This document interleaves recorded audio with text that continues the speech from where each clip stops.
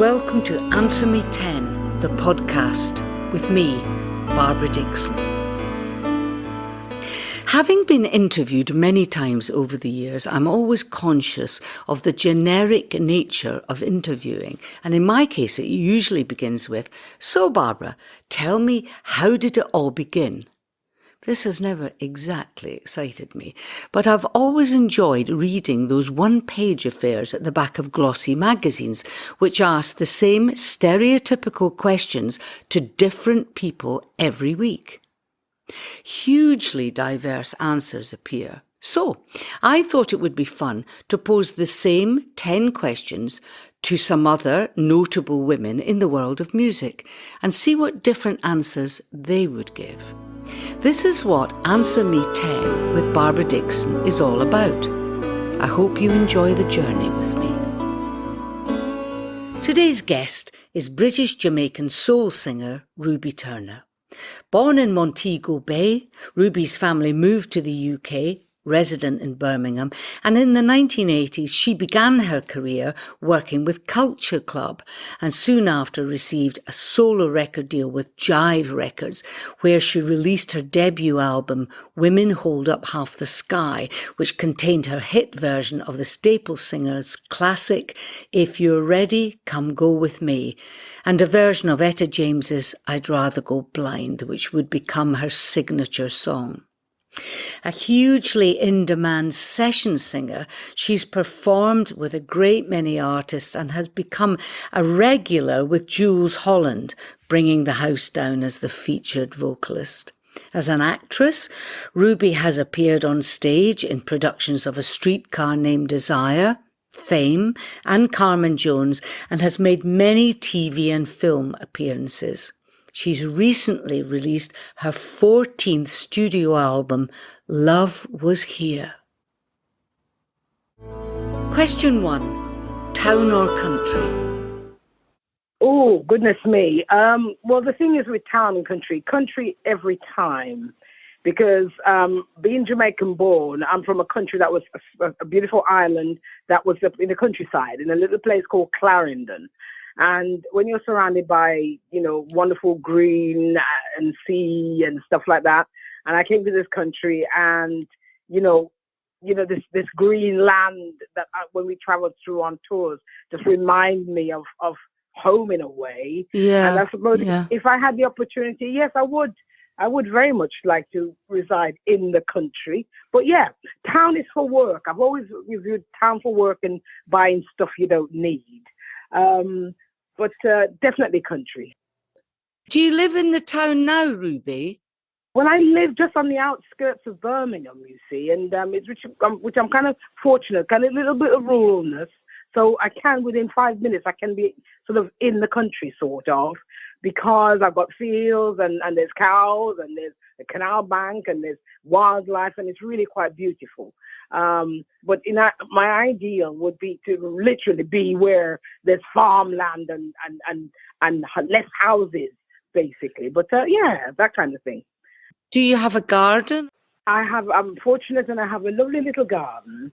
And I'm looking at it now as I call it, Jenny Wren, ripping my hanging basket to shreds for her nest.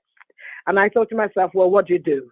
I feed them and I provide, building material. You can't, or the nasturtiums are hanging off. There's nothing left. I mean, there's no compromise with wildlife. You feed them, but they still sort of shout at you if you don't fill up the feeders. We've got some lovely, lovely birds here in Edinburgh, and they almost sort of shout at us from the railings, going, "Where is the food, you useless people?" They don't care, do they? They haven't got quite the sensibilities that we have. Question 2: meat or veg? I think as time's gone on, I think I'm becoming more veg, leaning more towards vegetables. I wouldn't say dear friend, but I know her very well and she's very lovely. And Kate Humble.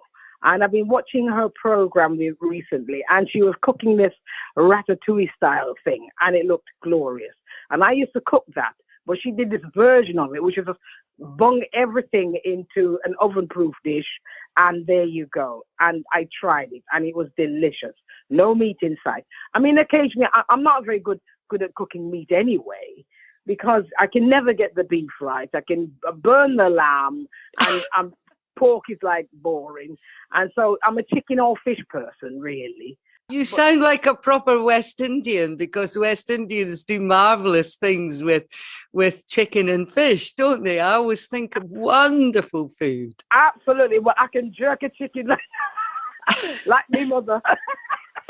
Do you cook with spices and do you have this in your DNA, as it were, Ruby? I do, and it's really funny because when friends visit and I've done some chicken or stuff like that, they're like, "How'd you do this?" Well, I don't measure anything. I just throw it on. You just kind of know. Marinate. I rub it in, and I add a bit of this and I add a bit of that. I never measure anything really, and I guess it's just one of those things. But yes, I have a really good spice rack with all-purpose seasoning and jerk seasoning, and I know I mix it up. I do like to mix it up a bit, yeah. Oh, I love West Indian food. I remember having things that were spicy, like street food, when I was in the West Indies. Things like they're like samosas, but they're not samosas. They're sort of spicy little pastry things. These curry patties, yeah. Oh, really good. And the fusion of tastes, of course, a fantastic fusion of taste from all the cultural input in the West Indies as well, the people from India and people from Africa and the Americas. So the food is bound to be good, isn't it? Oh, gosh, I'm hungry just thinking about it. I know, absolutely. Such an eclectic mix of spices and flavors, and it's wonderful. It really is. Some days I sit back and I wonder how the world could be in such a state, because don't we just love and enjoy trying things and mixing? Isn't it just like when we come together and go to it, it's just you sit there and you taste stuff. How can we not get on? The best and tastiest food is the peasant food from around the world, where people have had to make something out of nothing. They haven't had much money, so they've had to make things really interesting. Well, yeah, I mean, my mom, I grew up in a family of 6, and money was tight, and she was a single parent and stuff. But my mother could make a meal, go so far and taste so great, They were wonderful, those women, weren't they? So strong and so brilliant. Yeah. I mean, my goodness. Well, God love her. I still got my mom, bless her, and I still go down, once a week on a Saturday. We spend some time, and she still do what we call Saturday soup. I'm so blessed. I lost my dad last year, and it just makes me want to hang on to my mom even more. It's really bizarre, but it's a funny old time, and I appreciate her even. It's just one of those things. I think, goodness me, time is beating, and we have no control. And enjoying the time that you have with people, regardless of how long you've got. That's the most important thing. Question 3, TV, film or books? Difficult, very difficult, because I enjoy all 3 really. Television I enjoy because that's my guilty pleasure, because I don't put the TV on until around about 3 o'clock if I'm around.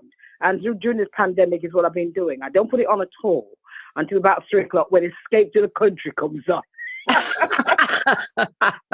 Sorry, going back to the country. and then I let it roll in the background when I'm preparing tea or whatever. And all my quiz. I love quiz programs. I watch The Chase. I watched Richard Osman's House of Games. Yes, House of Games. That's right. That's a new one. Yeah. Yeah, I love it. And that kind of thing. And then I'll switch off and go for a walk, and then I might come back in and watch a bit of newsreel on Channel 4 or whatever. And then I switch off again depending on what's on.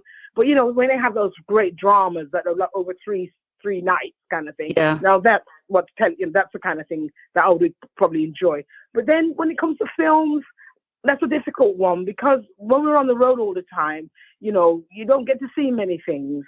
And so you end up catching it on Netflix. So, I purchased a Netflix, so I do that as well. But I became bored with that too, because I'm not very good at sitting in one place for more than, it's just time consuming. Yeah. Unless it's something that really captures, my intention and something I want to learn. Unless I want to learn something from it, then I get a bit restless. And then come to books. I have that many books that I've got all piling high, waiting to be read. My partner bought me the Bob Dylan book, the new one just recently. So I've got that piled up with Michelle Obama's book. There's stuff. I got so much that when I retire to the country, I shall be doing a lot of reading. You don't read novels, you read biographies. You're interested in about people. Yes. I'm interested in people. I've always read autobiographies, and for someone, when I was young, I just found, but you know your idols, and you'll probably never meet them. So when you get a chance to read about them, I remember reading about Gladys Knight. It was a fascinating piece of work. Oh, I love her. Oh, Gladys Knight. Yeah, and then Michael Caine's book, his book. Fascinating stuff. That's just people's lives and how they cope. And I suppose, when you're growing up and you're trying to learn, and I always felt I could learn from others in that way. Yes. How they cope, how they manage. Makes sense. Yeah. And you take on their life lessons as well. Question 4, night owl or early riser? Well, I guess really in our game, we're really night owls, aren't we? Whether we like it or not.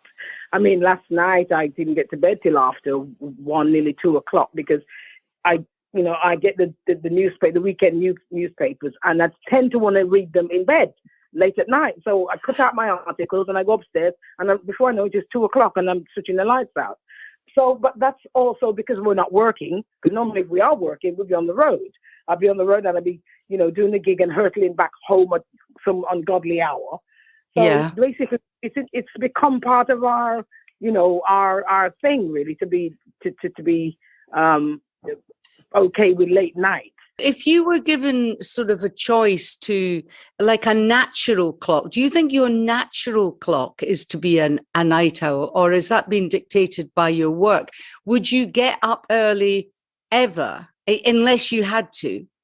Yes, I would. I would get up early because when you're on holiday, when I've been on holiday, for example, in the Caribbean, you have to be an early riser because if you leave it any later, the sun's out by 10 o'clock, you cannot go anywhere. It's imperative to be up early and get stuff done before you can, you can enjoy the day. So yes, I think if the choice was there, then I would be an early riser because you get so much more done. I've done that, during the pandemic. I have been getting up reasonably early because just to do stuff. And you marvel, and I've been trying to do some walking as well. And they say the earlier you walk, the better it is for you. So, I try to get out, and by 9 o'clock, I'm on the road. By 10 o'clock, I'm 10:30, I'm on the way home. So, and then I feel much more energized and I feel more productive. Question 5, faith or fatalism? Faith. I have my faith. I was baptized at 12. People would probably marvel at that, but I did, Pentecostal. And although I'm not go on about being a practicing Christian and such, but I have my faith. And when you get to teenagers, I said I was 12, and my mom was a bit cross because she thought I didn't understand what I was getting into and doing. But I've always kind of had this, by doing what I did, and I know I did it, had this comfort, this thing that stops you from going that extra mile of badness, dare I say the word, or I have a roadmap and a compass, and it's through my faith. I think it's got to do. Maybe I'm an okay person. I don't know, but I think my faith, when things good or bad, I always go to that place. Are Pentecostals quite strict? Is it a strict regime, that church? Well, it's strict in the sense that, the way you dress. I would never enter a church with my head not covered. And that's from church. That's from being a child and going to our church. Our teachings are, you have your head covered. And who knows? It's all part of Christianity. It's one big thing. It's one thing, same thing, really. Because how many other religions have their heads covered. I'm a Catholic, and women have their heads uncovered, but actually I would never go in with a sleeveless thing on. You know, you always, it's a sort of modesty thing. My husband says that if he's got a hat on, he takes his hat off when he goes into church, which is, of course, what men tend to do in Christian churches, I think. But I know what you mean. It's being mindful of where you are. Yes, I think so. I think it's a way of humbling yourself in a way, I guess. But you know, if your attire must be modest and, you know, basically, you know, cover up base, you know, I guess. You wouldn't look at a horoscope and take any sort of comfort from that, or plan your day. I don't. Not as an adult now, but back in the day as kids, and you know, you remember back the horoscopes were the in thing. I don't think you hear much about it now. I don't. That's not my thing really. So in the early years, we were governed by it. It was TV gold. You know, we had all our astrologists on there telling us that we lived by it. That's absolutely right. You're my first guest who's mentioned that there was a great fashion for it at one time, star signs and love signs, those books where they tried to help you to find a partner as per what you know, the suitability for your particular star sign, and there was something rising and the moon in somewhere or other, you know.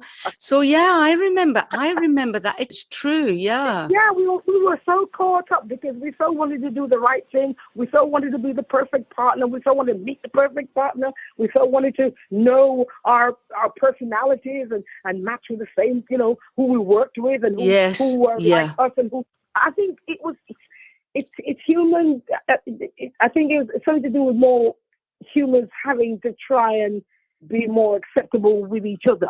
We made huge amount of mistakes, didn't we?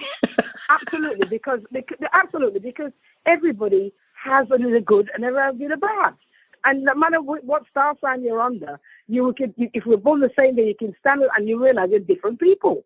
Your fundamental Pentecostal education through your parents and the community at the church gave you very firm grounding in morality. It's a template, isn't it? It's a little roadmap for life. Well, it is, you see, and I suppose what was going on, or what it's more the worldly things, and the Bible teaches about worldly things. It tells you, you know, it has an answer for everything, really. And you can't, when you're young, you're impressionable, aren't you? And you get caught up, but somewhere down the line, you know, you realize that all that stuff means very little. Because you have to be a good human being. You have to be. You have to live right. You have to treat people right. You have to be respectable, and you have to, you know, be humble and all those things. And the worldly things don't teach you that. It teaches you to be the best. That, you know, it's a competition. Life is one big competition trying to outdo. Most definitely, yeah. Those are wise words. Question 6: Facebook or the phone? Well, you know, here we are. So Facebook back in the day was something that I was reluctant to get involved in. But my then webmaster was adamant that you've got to do it because that way people know where you are. As a tool for our work, it was fantastic. And when you look back, when you know, signing my label back in the day, you have to have a PR person. Well, now Facebook and all that, you don't need that. It is a game changer for our work. How about personally? I mean, do you contact people you love through Facebook, or say, would you talk to them on the phone? Well, the thing is with Facebook, you know, you're friends with everybody because everybody wants to. If they come to your shows, that then they're there, they're from, and they talk about seeing you here. Then I spend most of my time trying to just responding because I think it's the right, polite thing to do. But you cannot spend your life on Facebook because you don't know everybody, and they're just an associate of this thing. It's the definition of friends as well, isn't it? Because friends, you know, Yeah. through your work, they're more like people who are interested in you. And of course, you're interested in them because they're interested in you. But it is a different thing to Is it? your Yeah, very yeah. close friends and family. Yeah. That's a different thing. That's very personal, that. The thing is with Facebook, it's mixed up. Where mine is, I got everybody on there, friends, family, and whoever else is joining Oh, it. I So see. therefore, Yeah. the conversation is constantly going. People who you do know are your friends as well on there, and people you Yeah. don't know. So you're replying to Yeah. people that you do know, and Yeah. and then other people who don't know join in. My own personal sort of business side of thing is looked after by somebody else. And of course, I do keep an eye on that, and I am informed absolutely and fundamentally. But I don't do Facebook myself for my family. I don't keep Yes. in touch that way. And I'm not really a phoner either. But I mean, I love to see people face to face, and that's been difficult, I know. Well, the thing is with the phone, I mean, I have family abroad, you know, in America and the Caribbean and all over, you know. So same time, I've also got the numbers. And when it becomes important, we come off that Facebook thing and we deal with each other on the line. I'm not a prisoner to the Facebook thing. And if I'm being honest, the Facebook thing is for business and work. And occasionally you get people, it crosses the line. And so you yourself have to know that when it comes to, you know, putting up work when you're touring or you want to share something nice, because that's the other thing with this creature. People, they think they know you, and somehow you have to let them know that you're pretty down to earth, you're pretty ordinary. I like flowers, I like food, they want to know you in that way as well. And I don't mind divulging a little bit of that. I mean, yesterday, I was in the garden. I got some beautiful alliums, and I love alliums. And I got my lupins. Oh my goodness, my lupins! You know, and I'm all over them. And so I walk around with the iPhone, and I'm taking all these photos. And I thought, I'm going to put something up so the people who know, yeah. And I try to share beautiful things, as well as people being, you know, I don't want to deal with no horrible horror stuff. There's enough horror going on in the world. And it's what you like, and you would share it anyway. Question 7. Shower or bath? Well, in the morning, showers are really useful because you're on the move. But you cannot be. I mean, you know, I think to myself, how can anybody? I had a good friend who moved into a house, and he had the bath taken out. And I went, how can you take the bath out? I don't get it. When you want to relax your muscles and soak your parts, how do you do that? You know, men don't feel the same about baths, maybe. My husband loves a bath, but not all men would give it that indulgence, would they? They would be cracking on with life. They got no time. Well, they would think they hadn't got the time, where in reality, we know that they probably have. But isn't that interesting? I've got one bath in my house. I have a few bathrooms. I'm not trying to show off, but I've got a house on 2 levels, and I have a few bathrooms, but only one has a bath in it. But my goodness, does that bath ever get used? But it's more like a leisure thing, like you're alluding to. Okay, no. For me, my bath is, you know, I especially now that I'm trying to do some walking and stuff, and age and stage and everything falling apart, and you know, I did some serious sea salt going in there. And I do enjoy it. I go in there with a book or the magazines or whatever, and I really do enjoy that. And you know, just to relax yourself, and then I roll into bed. I think it's lovely. And my sister-in-law, I was saying the other day, likes to have a bath in the evening. Now, I usually, if I have a bath, it will be in the morning. But this is interesting because I saw somebody who had some lovely Dead Sea salts, and they had eucalyptus or something in them, and it's really good for your muscles. And I thought, oh yes, if you had a bit of a sore back or you'd been on a big walk or something, then it would be perfect. There's nothing like it, is there? Well, I have my stash of all those lovely smelling stuff, all those oils, all that sort of to relax you, and Yeah. that's also it's one of my pleasures, and I feel so blessed when I'm in the water, because I like water, and so just being covered, wow, I get in there and I. It sounds totally brilliant. You're absolutely what the bath is longing for. Someone who really wants to be in there with all that, and it is, as you say, it's so therapeutic and medically, I would imagine, very sound to bathe in water. The warmth going through to your bones, and as you say, the bones get a bit achy and painy now and again. Yes. Question 8. Spring or autumn? I'm a spring girl. I also appreciate autumn for its beauty. But there's something about autumn that's also very sad for me, because it's the ending of stuff, but spring, I feel I get a second chance when there's spring.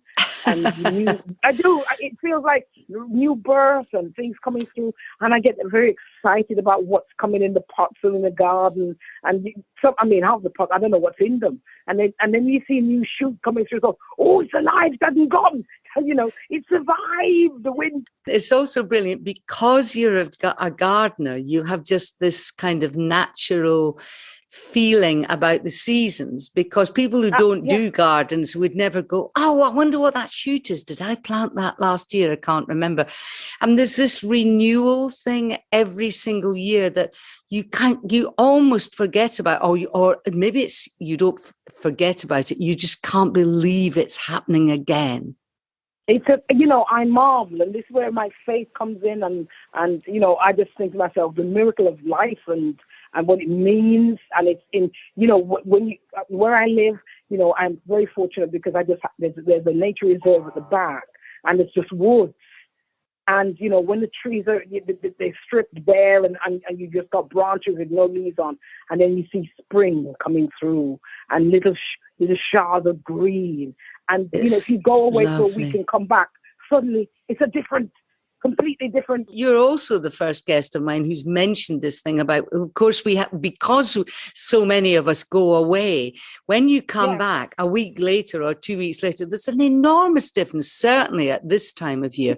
Do you think that the thing that kind of saves the feeling, the sadness that there is in autumn is the thought of Christmas coming and that kind of warmth and togetherness that Christmas very often suggests? No. I say no. We know that's what it's way, but for me, I try not to jump ahead, if that makes sense. Yes. And that means when it's autumn, I live in autumn. Christmas is winter. Yes. To me. I will move into winter when winter is ready. But autumn, I will savor it. I will understand it. It's also, autumn is when all the yield comes in. It's harvest. It's all those things. It's all, I'm also aware that, we're probably, depending on what sort of climate, because now we're worried about the climate and what's going to happen. And, we know what's coming ahead is snow, possibly it's colder, and even more so. It's darker. The nights, all that draws in. It is. And, we're talking about being summer, and throw the doors back and the lights, and it's wonderful. And there's something about when it comes to autumn and the winter sun, the autumn sun, beautiful, but it's getting dark. There's something about certainly winter darkness, and in Scotland, of course, it gets dark before 4 o'clock in the afternoon. Oh, well, there you have it. But I don't think human beings are meant to live in the darkness. I don't think we like it. Seemingly, I heard somebody on the radio saying recently that the perfect climate for human beings, full stop, regardless of where they're from, is to live near the equator. Yep, the south. Yeah, and I think that's why we love the sun. I was laughing at this because I was in Bristol at the weekend and there was all these ginger-haired people sitting in the broad sunlight. And I was thinking, you're going to suffer tomorrow, mate. They just don't think about it. But it's because we get so excited when the sun comes up. Think about it. what is it about the sunshine that makes people run out into it? And smile, don't you think? And People's faces. yeah, we launch into it like lunatics. No Yeah. sun cream, no nothing. You forget. And I have a lovely friend at the weekend, and I rang her, and it was about 9:30, 10 o'clock. And she said, I'm outside. This is I said, Carolina, get in. Have you got the cream on? I said, the worst time of the day to do it. You've got to I do it know. after 3 or 4.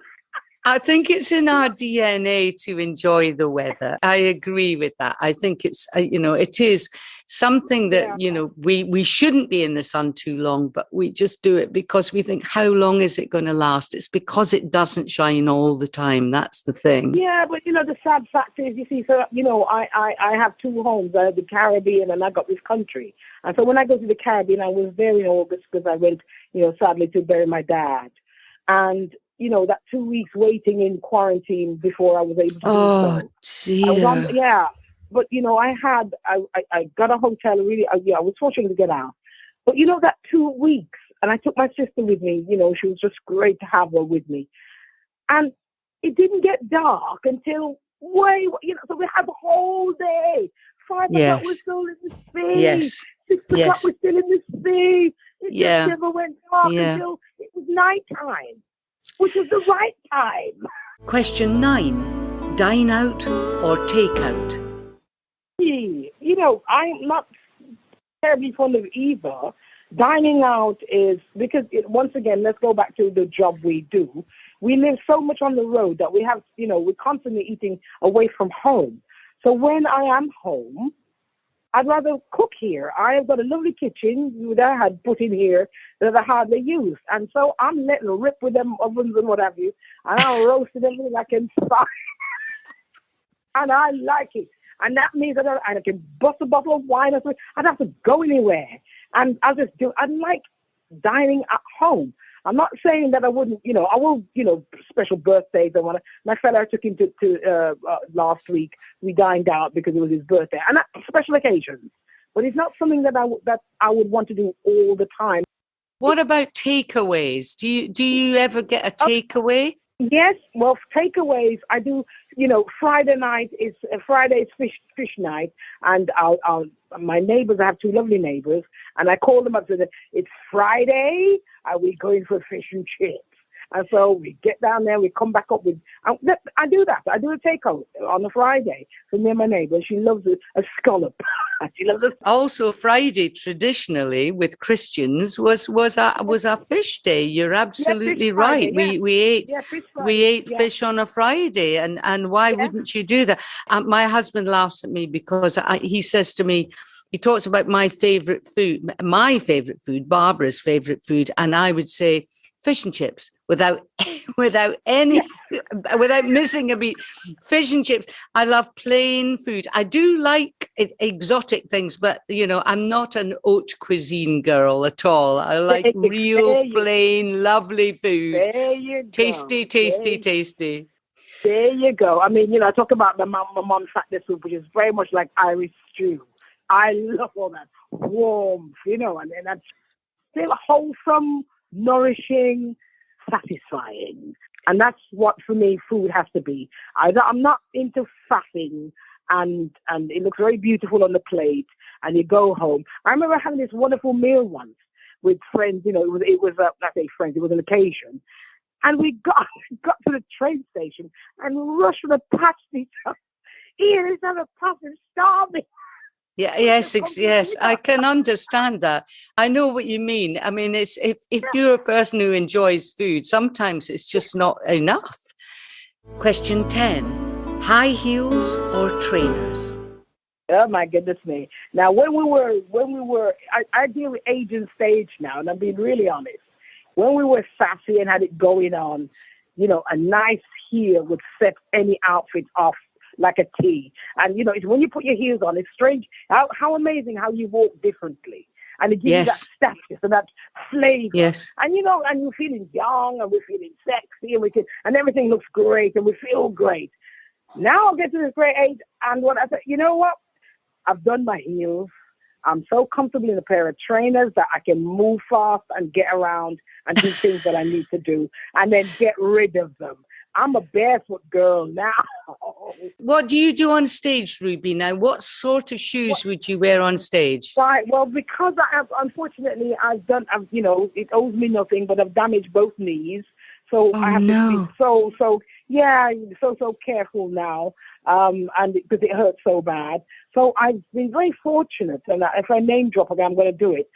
I went to M&S many years ago and found a pair of boots that you put, they're sort of pull on ones, but the heel was just right. It was below, just the right height that you can still wear something long and look elegant, or not so, and still look elegant, but not so high that you come off crippled. Are they completely flat, or they've got like a little Cuban heel, say? They've got a nice little heel. There's a nice little sort of 1.5 inch kind of style. Yeah, that's good, isn't it? Because it just gets you a little bit off the ground, so it's a nice line for your legs. Yeah, because I'm not very tall, you see, so I do need a little lift. A lot of petite girls are always really loath to give up the high heels. Well, I mean, I've succumbed to it. I go, it's fine. I'm happy to move whatever, this is where it's at, deal with it. And I think it's very, very important. I also many years ago bought this beautiful shoe. I mean, the designer pair that they were so right. Once again, the heels were too high, and whenever I need to, I can pull them out, and I can still manage on them. But all the other creatures of wonderfulness and shininess, I have. I've got a pair of 1970s shoes I bought from Terry de Haviland's shop in the King's Road. And I've still got them. They're the only old shoes that I've kept. And they've not got a massive heel, but they're sort of sparkly. And I thought, if I ever get a granddaughter, I'm going to give them to her. That would be good, wouldn't it? Imagine getting your granny's shoes. How wonderful. So, Ruby, it's been a brilliant thing to talk to you. It's just such a pleasure to speak to you.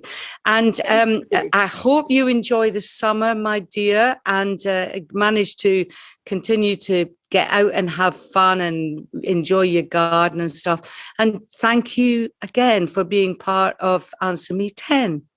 Wonderful. Thank you for inviting me. It's been a pleasure. What a lovely way to start the day. Thank you. Thanks for listening to Answer Me 10 with me, Barbara Dickson.